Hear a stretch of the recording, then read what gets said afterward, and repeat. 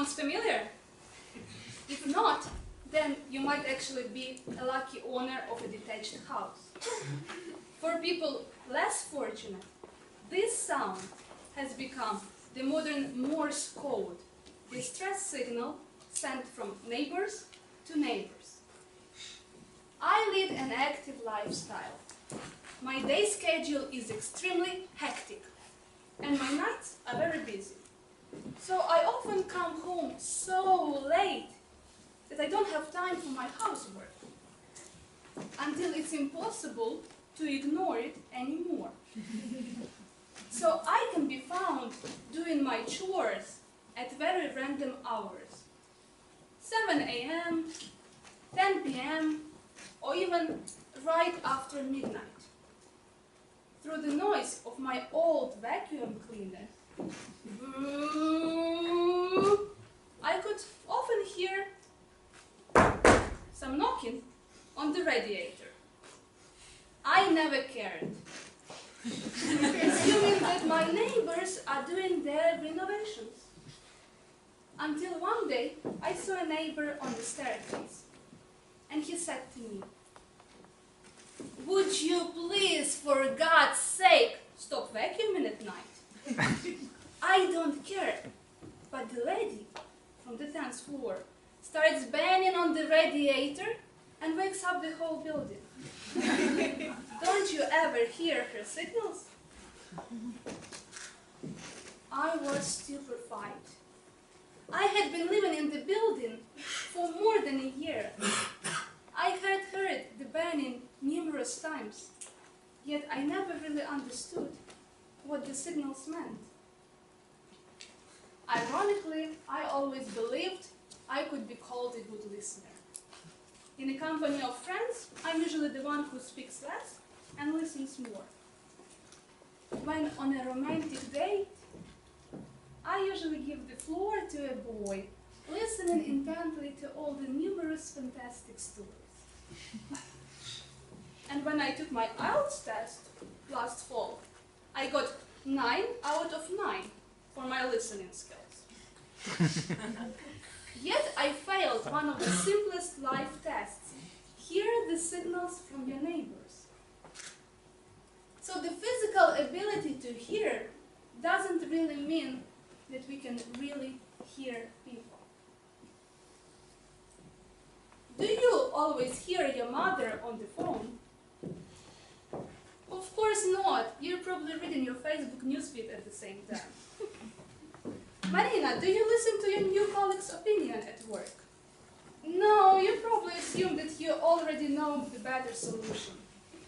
What you don't know is that not listening can have some serious consequences.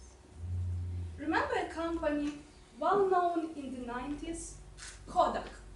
You know, film, click, click, taking pictures. It was huge. It was the biggest company on the market. And then the company went bankrupt. Just like that, in a blink of an eye. Why? The management of the company failed to listen to what was going on around them, failed to hear the needs of their customers. And when the whole world moved from film to digital photography, the company disappeared.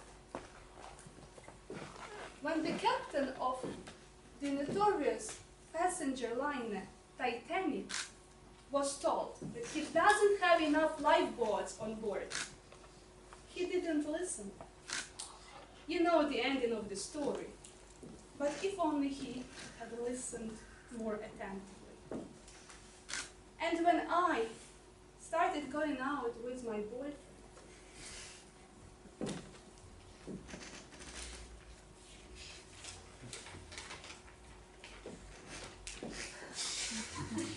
ex-boyfriend. On the very first date, he told me, "I am not ready for serious relationship." I blocked out these words as many other girls do. Until a few weeks before, I was going through this breakup, miserable and unhappy, and I finally got the message. Why it took me 3 years to get it, only God knows. So in my next relationship, I will never underestimate the importance of listening. Otherwise, it will sink faster than Titanic. How many of us want to become a better speaker? What about becoming a better listener? What about developing this so important but yet often neglected skill of active listening, conscious listening, unbiased listening? No interruptions, no assumptions, no waiting for somebody to pause to jump in. No, just listen. Listen with full attention, with deep respect and ultimate care. Families who listen to each other build strong relationships. People who can hear out their friends make lasting connections. And businesses who listen to their customers' needs prosper. And finally, neighbors who can hear out the signals from each other make strong communities. So from now on, I am going to be all ears. Are you with me?